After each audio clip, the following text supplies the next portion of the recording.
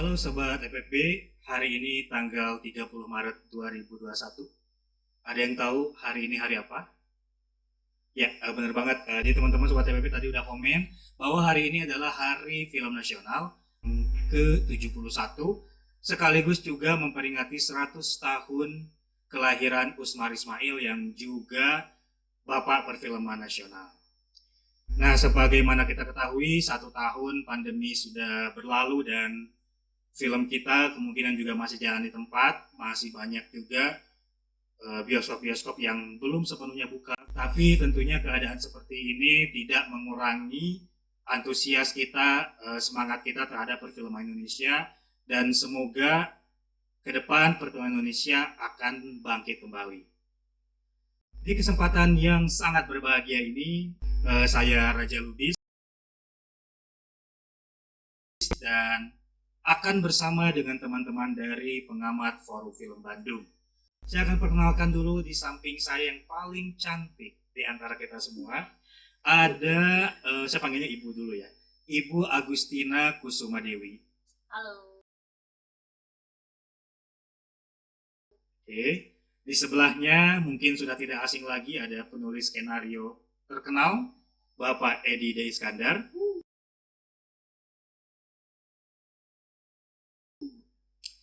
Dan ada juga seorang pengamat dan juga blogger, mungkin kalau kalian sering baca blognya di mydesit.com, inilah orangnya. Selamat datang Bapak Arya Pratama Putra. Ya, terima kasih Mas Adira. Ya, Oke, baik. Forum Film Bandung itu sempat menerbitkan buku yang mungkin langka, jarang diterbitkan di Indonesia, yaitu buku puisi film. Dan ini diterbitkan dalam rangka peringatan Hari Film Nasional, 25 puisi, 25 penyair, dalam rangka juga 25 tahun Festival Film Bandung. Ada beberapa sastrawan, Wijaya, Usmar Ismail, dan yang tak kalah pentingnya juga salah satu narasumber ikut serta di dalam buku puisi film ini, yaitu Bapak Edi D. Iskandar, yang juga saat ini sebagai Ketua Umum Forum Film Bandung. Baik Pak Edi, apa kabar Pak? Baik, ya. Pak Edi ini masih semangat sekali ya membimbing anak-anak muda di Forum Film Bandung.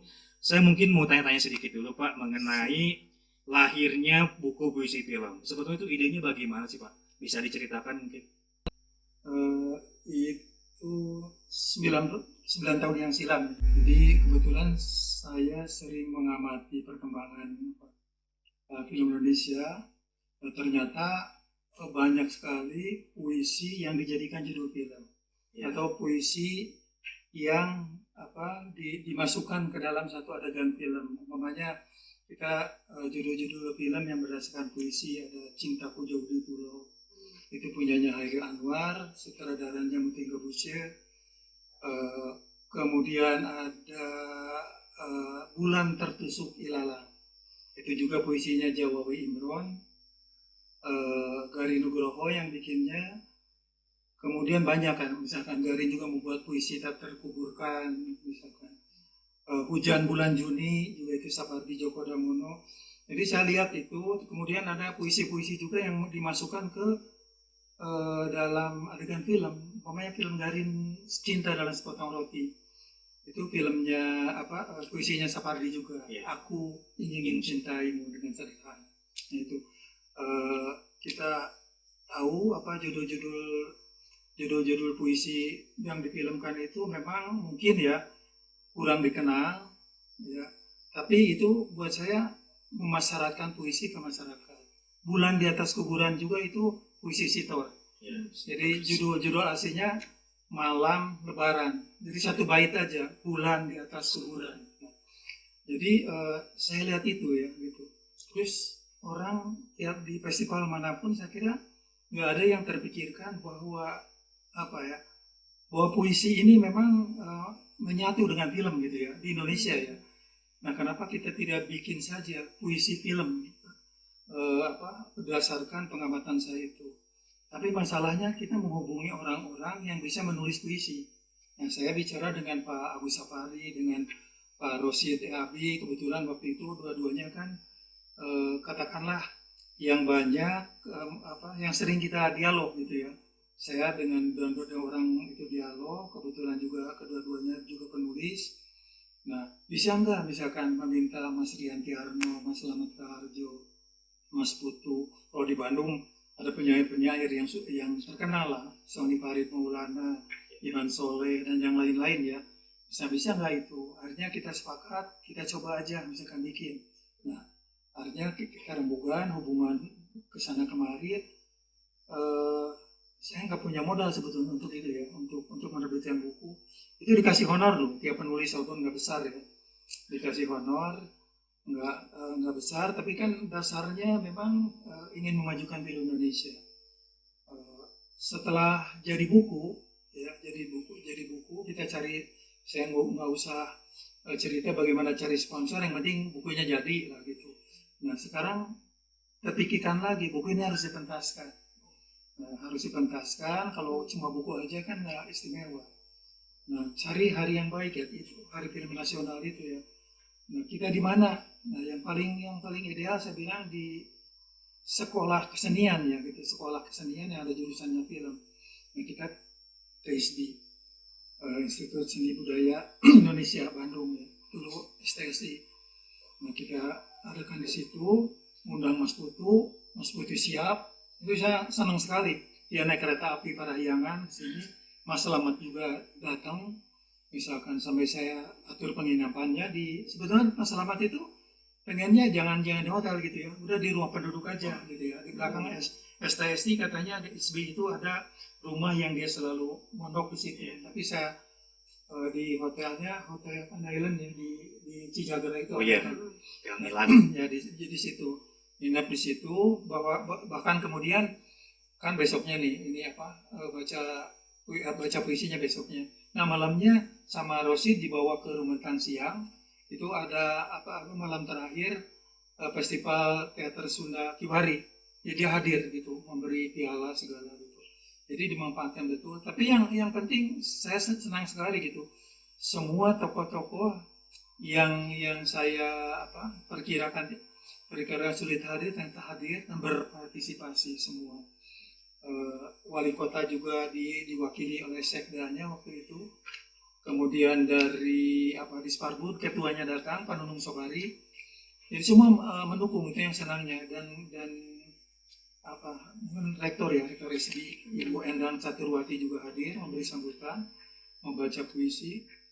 Jadi buat saya mungkin ya itu pertama, buku itu pertama kali dalam sejarah film Indonesia ada buku puisi yang menggambarkan misalkan ya bahwa memang misalkan puisi itu memang menyatu dengan film. Makanya saya ambil pengantar, kemudian citra itu buat saya walaupun dibikin lagu kuat gitu untuk sebagai puisi ya. Citra kolah bayangan kala subuh mendatang gitu ya. Citra jadi bait-bait itu yang saya ingat karena saya dulu nonton film bayangan di waktu Fajar gitu ya. Nurbani Yusuf, film citranya sendiri saya tahu, misalkan itu pemainnya pemain Malaysia. Jadi gini ceritanya, Ismail itu pertama kali bikin film Citra bukan produksi Pervini ya, tapi kemudian dia mendirikan perusahaan Pervini. Jadi dia bikin film Darah dan Doa, film pertamanya. Jadi dia karena Pervini itu perusahaan film yang dia buat semuanya pekerjaannya orang-orang pribumi semua ya, orang-orang pribumi. Kalau Citra kan bukan. Jadi dia yang anggap itulah misalkan pribumi pertama yang bikin perusahaan film, kemudian produksi film Darah dan Doa. Itu sebetulnya judul aslinya Lomats ya. Sebenarnya menceritakan Lomats pasukan Siliwangi dari Jogja ke Jawa Barat. Itu filmnya heroik sekali, pernah diputar oleh FFB dalam rangka itu juga. Menarik sekali, bagus buat saya sih, senang sekali.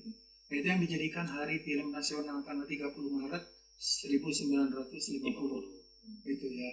Dan berdasarkan keputusan B.J. Habibie waktu presiden, dijadikan Hari Film Nasional. Jadi puisi film ini buat saya penting sekali karena FFB menerbitkan buku yang diisi orang-orang film dan penyair-penyair terkemuka itu, dan ini akan dicatat, akan dikenang mungkin ya oleh orang-orang film sebagai peringatan bahwa puisi dan film itu sebetulnya bersentuhan kuat. Ini bukunya ada, buku puisi film ini sempat dipentaskan juga ya Pak Edi ya tadi. Dan ternyata kalau pengen tahu nih salah satunya ada juga dari puisinya Pak Rosyid E. Abi. Beliau juga seorang seniman, saudara teater, juga pengamat di Forum Film Bandung, yang judulnya Nyanyian Angsa Bagi Sang Aktor. Boleh silakan inilah cuplikannya. Selamat Raharjo dan Alex Komang tertawa terbahak-bahak. Entah apa yang dibincangkan, entah apa yang ditertawakan. Bisa jadi obrolan sesama lelaki. Jadi kalau kalian memang nanti mau bukunya, kalian komen dari sekarang ya. Komen mau di kolom komentar, ramaikan. Nanti kita akan kasih tahu bagaimana caranya bisa mendapatkan buku 25 puisi, 25 penyair puisi film secara gratis. Oke? Nah sebelumnya saya pengen tahu sih, tadi kan udah mendengar juga penjelasan dari Pak Edi bagaimana hubungan dengan puisi dan film kan. Menurut Mas Arya sendiri ya, sejauh ini perkembangannya puisi itu dalam film seperti apa sih? Mungkin dari beberapa tadi yang Pak Edi sebut gitu. Sebagai pengamat film yang terbilang masih muda dalam mengikuti perkembangan film Indonesia, sebenarnya aku baru menemukan puisi itu terutama paling kuat tuh ya kalau di film modern ya, itu di film Di Hujan Bulan Juni. Nah kan di situ kayak gebrakan besar soalnya bagi penonton muda seperti saya. Nah disitulah pertama kali puisi itu mendobrak ke skena film, dan itu kan menarik jadinya, kita jadi pengen tahu seperti apa lagi puisi, dan ternyata puisi memang jadi materi yang cocok buat diangkat jadi film. Seharusnya kan jadi kalau saya pribadi ngarepnya lebih banyak lagi film yang dibuat puisi, tapi kalau dari cerita Pak Edi tadi kan ternyata perkembangan puisi itu ternyata sudah dari film-film zaman dulu. Dari lama ya. Lebih seneng puisi tapi. Lagi. Oh senang. Senang puisi. Ada di blog saya kan ada itunya, ada segmen khusus puisi. Membaca ngirim puisi. Oh membaca ngirim puisi Dulu, gitu. Selama 2 tahun banyak yang ngirim, tapi sekarang mulai turun, nggak ada lagi yang ngirim. Oh, oke. Kalau boleh kira-kira menurut Mas Arya sendiri yang ada puisi favorit nggak? Yang memang kayaknya kalau pengen banget ini puisi ini dijadikan film gitu. Dulu aku pernah waktu SMP ada riset buku puisi, tapi itu nggak tahu itu entah saduran dari puisi luar apa puisi dari Indonesia. Pokoknya tentang aku lupa judulnya, tapi dia puisi tentang kematian. Dia menyimbolkan kematian itu dengan perjalanan naik perahu gitu. Nah itu yang buat saya tertarik. Oke. Bahkan pengen bikin film pendeknya gitu. PR ya teman-teman, kalau tahu silahkan komentar. Pak Edi atau Ibu. Iya. Oke, jadi memang tadi kita bicara banyak banget puisi, bahkan mungkin Mas Arya sendiri juga banyak. Itu kayak ini, kalau tadi naik perahu, Iya. kematian. Itu kayak Cintaku Jauh di Pulau. Itu gimana Pak? Oh. Itu kan yang ada misalnya tunjukkan perahuku kemampuanku saja, Iya. manisku jauh di pulau. Kalau aku mati, nah ada di sini ada kematian juga kan di hari Ramuan. Perjalanan gitu jadi kematian kan menarik sekali. Karena Iya. kalau difilmkan kan bisa, mungkin paling tepat kalau Garin bikin kayak gitu kan. Oh, apalagi judul-judulnya itu malah menurut saya lebih, kalau saya sendiri lebih eye-catching, lebih apa ya? Earring gitu ya, lebih earring, jadi earring catching gitu. Nah. Kenapa mesti Garin? Ya kan dia biasanya kalau bikin film visual atau poetik lah. Ya jadi kayak Cinta Dalam Sepotong Roti, tadi apa Bayangan di Waktu Fajar tuh enak banget jadi judul-judulnya kan, dibanding mungkin judul-judul yang berbahasa asing mungkin. Karena di sini juga di salah satu segmen puisinya Pak Edi juga di sini ada. Fasih menyebut sekian judul film, disangka film barat tapi asli dalam negeri. Dulu menggunakan judul bahasa Belanda dan Cina, kini laris dengan judul bahasa Inggris. Ketika aku tanya judul film berbahasa Indonesia, malah banyak yang menjawab terbata-bata. Nah, jadi mungkin kita harus mulai bangga dengan menggunakan judul bahasa Indonesia. Oke? Setuju. Nah, ini barusan ada yang bisik-bisik setuju. Itu kode. Kita akan langsung tanya-tanya dulu. Tadi nama-nama Garin Nugroho sering disebut karena beliau juga memang salah satu sutradara yang hebat. 2 kali ya filmnya juga mewakilkan ke Oscar. Beliau salah satu sutradara senior yang juga menjadi guru bagi sutradara baru. Beruntung sekali salah satu pengamat FFB itu punya kedekatan khusus lah. Kedekatan khusus dengan Garin Nugroho. Beliau adalah peneliti salah satu filmnya. Siapa lagi kalau bukan Ibu Agustina Kusumadewi. Oke, aku tadi kayak gini ya. Kira-kira sebetulnya sedekat apa sih Ibu Agustina dengan Garin Nugroho? Oke. Ini sebenarnya nadanya udah nada-nada gosip gitu ya. Aduh, Mas Garin. Ya, jadi sebenarnya kalau bicara mengenai kedekatan mungkin lebih ke kedekatan sebagai periset dengan objek penelitian ya. Karena memang betul sih ya Mas Raja ya. Karena saya mengambil objek penelitiannya adalah film Mas Garin, khususnya Setan Jawa, mau nggak mau ya saya harus mengintimi dong, gitu. Jadi pemirsa jangan keburu cemburu, maksudnya kedekatan khusus itu adalah kedekatan yang seperti demikian, gitu ya. Jadi jangan digosipin, aku jadi nggak enak gitu. Oke. Ya tadi kan itu kan ini kita harus tahu dulu sama kedekatan Ibu atau saya manggilnya Teteh aja ya karena kita di Sunda. Teteh Agustina Kusumadewi dengan Garin itu seperti apa? Ternyata beliau ini adalah seorang peneliti yang juga lagi menyelesaikan S2 ya, S3 insya Allah lagi menyelesaikan. Sebetulnya apa sih yang diteliti dari seorang Garin, filmnya kah atau apanya gitu? Oke, itu pertanyaan yang bagus banget ya. Karena memang film-film Mas Garin itu adalah film-film yang banyak orang mengatakan nggak ngerti film beliau gitu. Nah ini yang sedang berusaha saya kejar. Jadi kalau tadi Mas Arya kan bilang film-filmnya Mas Garin tuh poetik banget gitu, penuh dengan puisi gitu. Film-filmnya itu punya prosa-prosa khusus. Nah justru itu yang ingin saya teliti, bagaimana dalam film-film Mas Garin ada kode-kode estetik khusus, ada campur baur chaos estetiknya ala Mas Garin yang membuat film itu nggak bisa dimengerti atau sulit dimengerti bagi masyarakat Indonesia, tapi kok bisa berkomunikasi dengan masyarakat mancanegara. Nah itu sih sebetulnya Mas. Kita jadi nggak mengerti juga ya?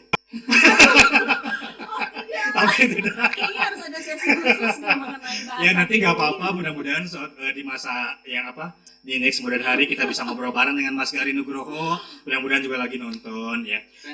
Subscribe. Ya nanti.